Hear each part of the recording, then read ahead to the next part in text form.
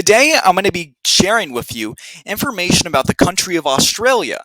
My goal in this presentation is to inform you all about the fascinating geography, culture, and history of Australia. Now, first of all, Australia isn't just an island in the middle of the Pacific, it's an island that has enough mass to be considered a continent, which I found to be very interesting because it's the only nation in the world that is both a nation and a continent at the same time. Now, let's dive into Australian geography, because that's not the only surprise you're going to find. Whenever it comes to Australian geography, it's primarily broken up between highland and lowlands, and that consists of what is known as the outback. The outback, you can see in the map up above, between the western plateau and the central lowlands.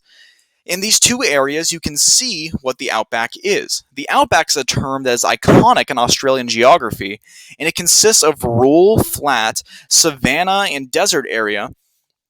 And as you can see on the map, not that many cities as well decide to locate in that area because of its lack of resources, according to Michael Jones from Brilliant. But I'm not saying that the outback is all Australia is. Its geographic consistency typically gets different the farther you get out to the coast. For an example, in the northern side of Australia, you can see the tropical rainforests and the Great Barrier Reef. And you can also see in the east the Great Sydney Harbour, which is a natural harbour that created Sydney, and the mountain ranges that range from south to east. Now, this land was foundation for massive cities like Sydney, Australia, Melbourne, and Brisbane, Australia. The locations you can see right here on the map. And let's dive into Australian history. It starts back 65,000 years ago, whenever the first people came to Australia, but they were not called natives. They were called Aboriginal Australians, according to Jackson Bowles of the History Culture. And then, in 1788, a man titled Captain Arthur Phillip led a fleet of British settlers to this area of Australia, and it had multiple effects. It created Sydney, Australia, and it also started European colonization. And then it also carried over a disease known as the Australian Aborigine that killed thousands of Native Americans and European colonists. And it wasn't until 1851 that gold was discovered in South Australia.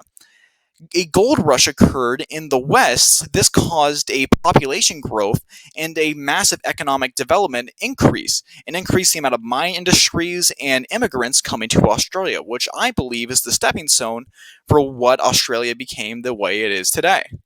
And then in 1901, according to the Commonwealth Parliament of Australia, the six colonies that ruled over Australia at the time became the Commonwealth of Australia and became a federated nation, which means they separated themselves from Britain, became an independent nation. And then from 1914 to 1918, they were a part of World War I, and they set together their own army called the Australian and New Zealand Army Corps. As well as during the 1930s, they faced their own version of the Great Depression, which caused mass unemployment and bankruptcy, as well as from 1935 to 1945, Australia was part of the Allied forces during World War II. And the culture of Australia can be broken down into three parts. The indigenous culture is the belief in Australia that people who have indigenous ties to land can collectively breed off those ancestral ties to the land and the natural resources that they provide. And then multiculturalism, which is accepting cultures outside of your own. And sports culture, which according to Jessica Hall, is a massive phenomenon that started in the 1900s of Australia, with some Australians even go as far to quote that if you don't like sports, you aren't an Australian.